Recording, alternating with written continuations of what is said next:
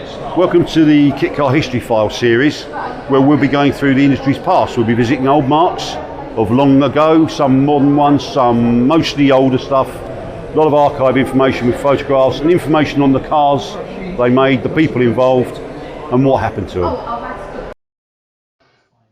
Hi, welcome to the Total Kitcar YouTube channel and another episode of the History File series. My name's Steve Holt, editor of TKC Mag and totalkitcar.com, and I'd like to welcome you warmly if you're new around here, and if you've arrived here by accident, curiosity, and you were actually looking for a little video on how to unblock your plug in your sink, then stick around. You might enjoy what we do here. I hope. For the record, we look at the near 75-year-old history of the UK's marvellous kit car industry, a wonderfully colourful tapestry or canvas that gives us plenty of scope to look at the wild and brilliant cars that have appeared over the years. We look at the people, we look at the places, we look at all sorts of events and things that have characterised this brilliant UK industry. We don't call ourselves an automotive industry, we call ourselves a leisure industry, a leisure hobby really, because that's what we are. Thoroughly enjoy our cars. If you're a regular around here, of course, then welcome back, and you know what to expect, I hope, and I hope you continue to enjoy.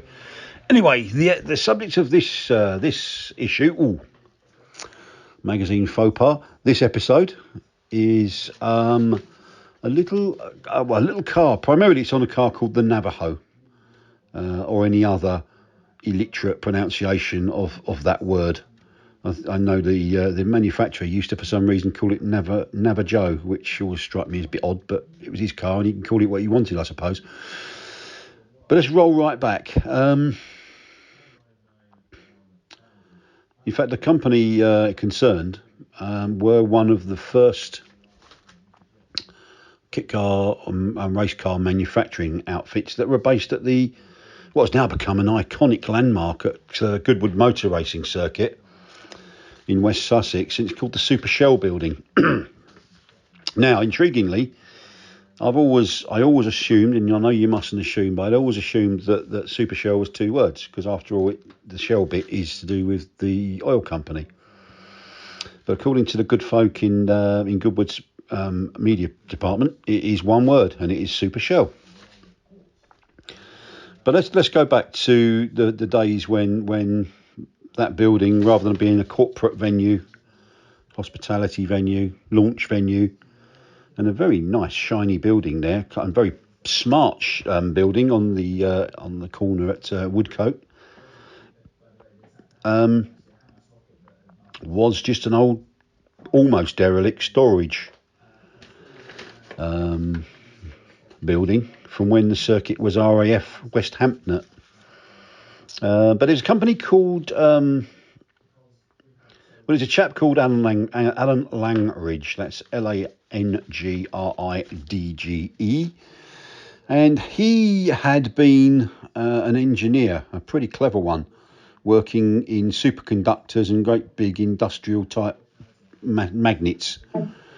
Not the sort of ones that went in the heel of your Clark's loafer when you was a kid. If you're under 50, maybe 55, you better ask your dad or your granddad about that. Moving swiftly on, he worked for a company called Tesla, but not the car manufacturer. There was a company in Pulborough, and may even still be there actually, called Tesla Engineering, and that's where they did all sorts of stuff on superconductors and big magnets.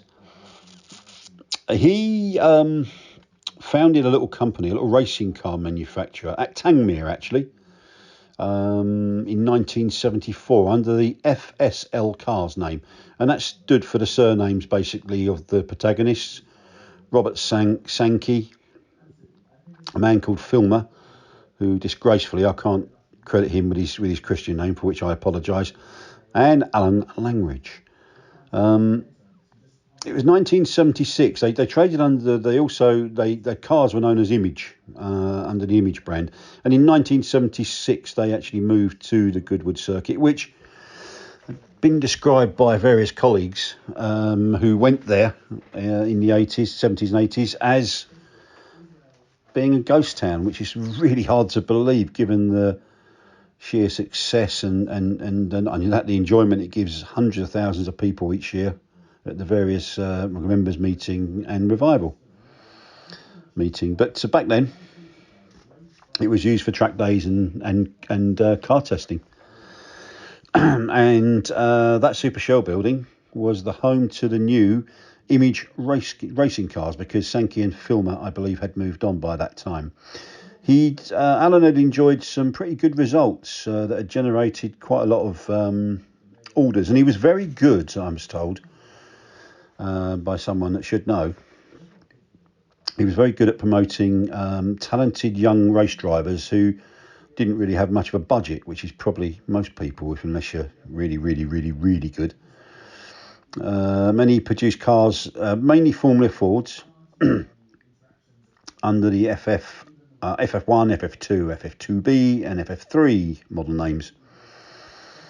His first works driver was a guy called Frank Bayes, with others such as John Morrison, the famous race instructor and Strolling Bones bass player indeed, Rob Wilson, and one Anthony Reid.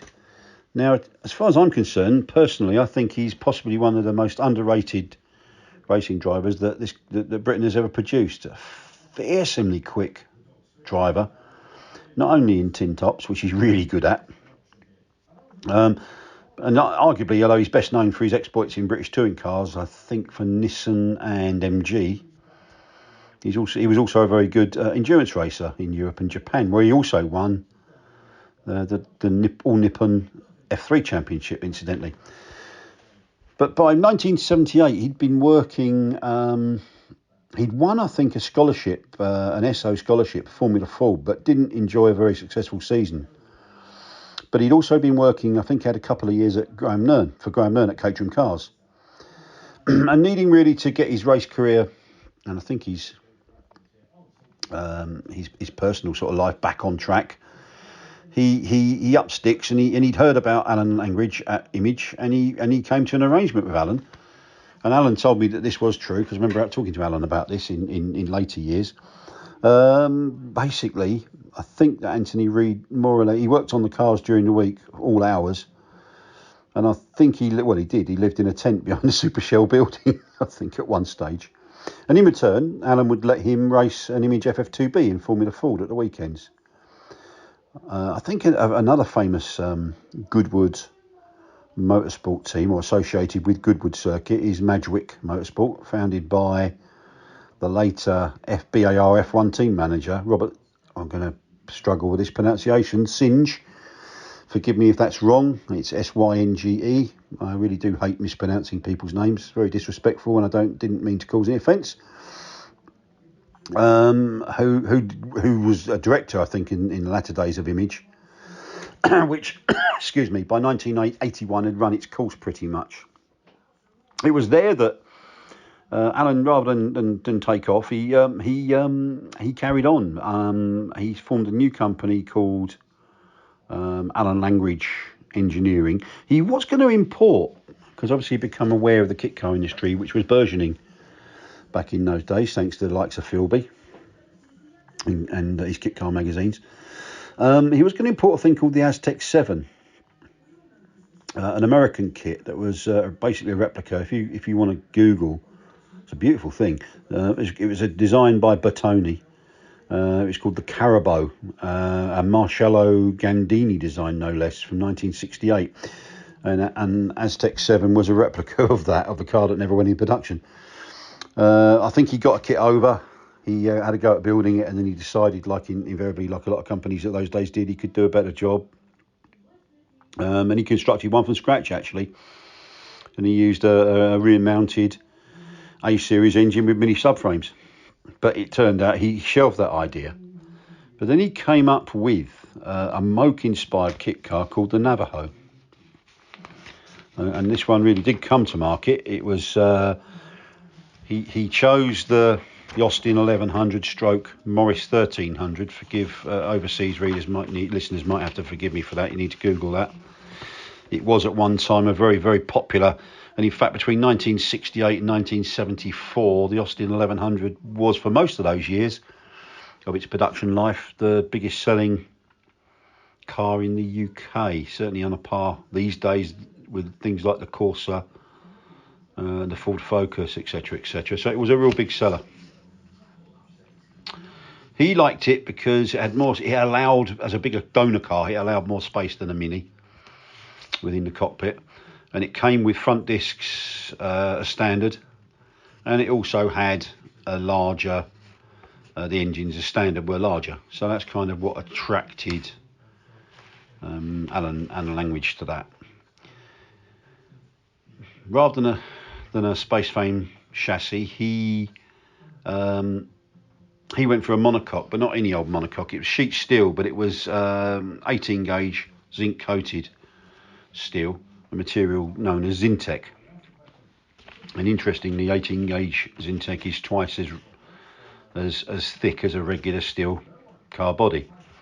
That was put together in a special jig, and the floor had box section bracing, similar to the donor car indeed, and the sides were MIG welded box sections. So it was a pretty solid and sturdy structure. So for Alan's demonstrator, he used a Morris 1300 GT, which was like the, shall we say, the XR2, XR3 of the 1100, 1300 range. It was a Mark III version actually, and it came with better instrumentation, a twin carb engine, which was quite a spiteful little thing, and reclining vinyl seats, or should we call them faux leather these days, or vegan seats. Saw that the other day on a dealer's brochure for, I can't remember what car, but it was something that I was looking at. The only downside was that the car needed to have what BMC referred to as dry suspension, which was dampers and coilovers. That donor vehicle came with hydroelastic or aka wet suspension, but all the parts you needed were included in the actual kit package, £995, which was pretty generous. And he also, there was a few parts that needed altering, and he would include that free of charge on an exchange basis as well. So it was all pretty good. The only GRP glass fibre reinforced plastics, aka fiberglass, aka glass fibre, if you've heard one of the earlier videos, you'll know what I'm talking about, was the flip front bonnet affair, which was made by Mike Rutherford of Mako Fiberglass over at Tangmere. Alan was really supported,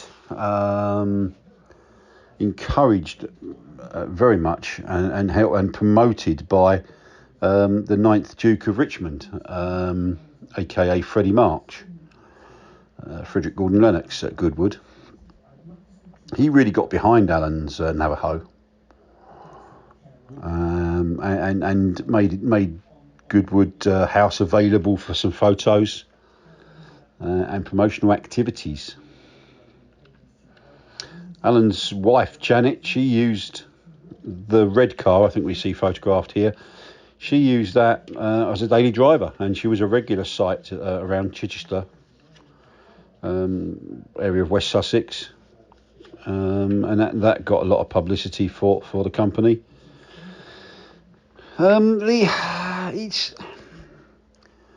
It turned out that he didn't really catch on. For some reason, he did about 22, I think, to be precise, but it should have done better than it did. I think maybe the donor might have affected it, because everybody associated with that style of vehicle needing to be Mini based, and ironically in 1985, just before he ceased producing them, he put a stop press out in one of the Kitcar magazines saying that a Mini based version was forthcoming. May have been a little too late.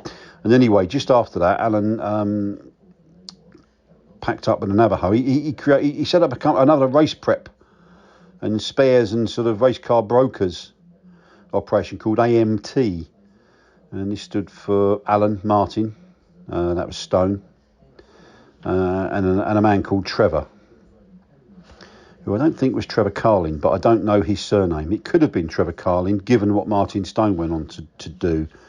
And he actually co-founded Carlin Motorsport with Trevor Carlin, so it could well have been Trevor Carlin, but that I'm not certain of. He now runs a company called LM Sport, which race car brokerage and such like, very successful. Alan's by 1986, Alan had packed up completely, and he and Janet emigrated to South Africa. Although they were soon back in the Vendée department of France, near La Rochelle, actually over on the west coast, just quite close to Bordeaux.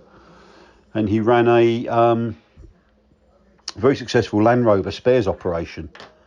And that's the last I heard of him, really. But so Navajo was a car that should have done better, definitely deserved to do better.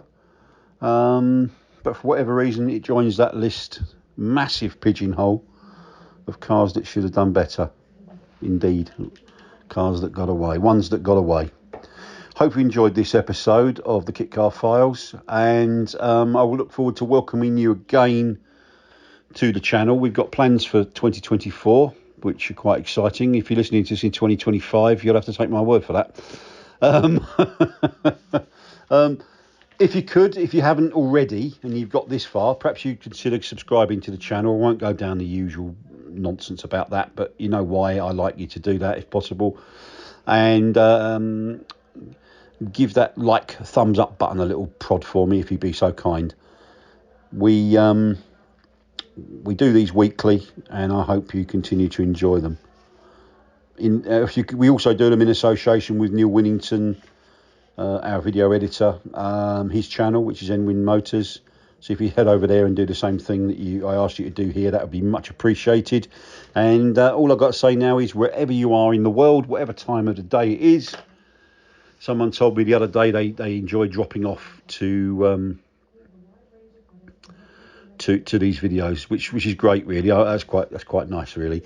And I suppose I should put the sound of lapping waves going up a beach, sea coming in on a beach, just for that to send you off really into a lovely deep sleep. But all joking aside, hope you have a great day.